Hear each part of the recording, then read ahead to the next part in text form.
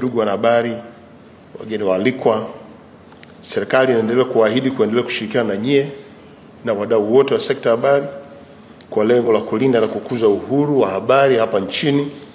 Na tunapoadhimisha siku ya uhuru wa vyombo vya habari duniani, sisi wanahabari wa Tanzania tunapaswa kuhakikisha kwamba akili mnemba inatumika kama nyenzo ya kuwezesha wanahabari na sio kikwazo kwa uhuru wa habari.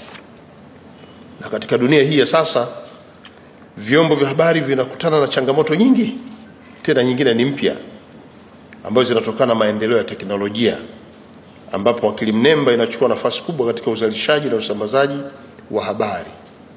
Na kwa hiyo faida ya kauli mbiu ya mwaka huu ni kubwa na lazima tuizingatie. Kauli mbiu ya mwaka huu inasema uhabarishaji kwenye dunia mpya, mchango wa akili mnemba katika uhuru wa vyombo vya habari. Hiyo ndio kauli mbiu ya mwaka huu. Kauli mbiu hii inalenga kujadili athari za teknolojia ya akili mnemba katika uendeshaji wa vyombo vya habari na uhuru wake wa vyombo vya habari. Hapana shaka kwa leo ni siku ya maadhimisho ambayo ni siku ambayo inaleta pamoja, na kuna haki bila wajibu. Kwa hiyo na hilo pia lazima tulizingatie na tuhakikishe kwamba tunajivunia uzalendo wetu, kujitahidi kutumia akili mnemba kwa umakini na uwajibikaji.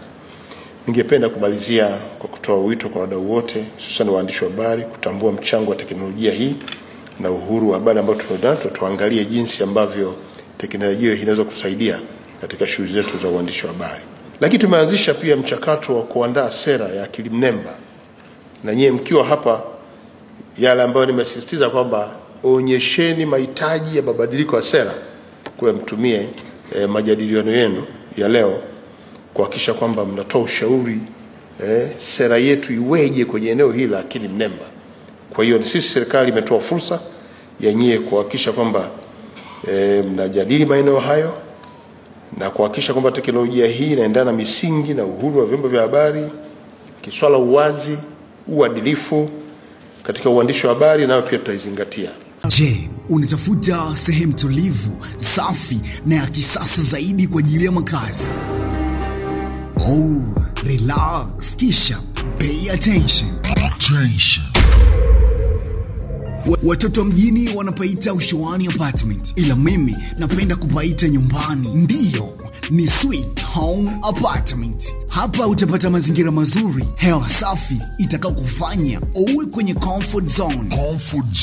Imagine ukitaka kuperuzi mtandaoni kuna free wifi, ukiwa bored unapata vitu vya Netflix, ile ndingako kali inapata parking kali, ukitaka kupika madiko kuna jiko, na si kupika tu, utahifadhi mpaka miko. Alafu baada ya harakati zote upate usingizi mnono katika vyumba bora na vya kisasa zaidi kwa ajili yako na familia yako. Karibu Sweet Home Apartment tukuhudumia. Najua utakuwa unajiuliza location ni wapi? Tunapatikana Mwanza Mkolani. Tupigie kwa namba ya simu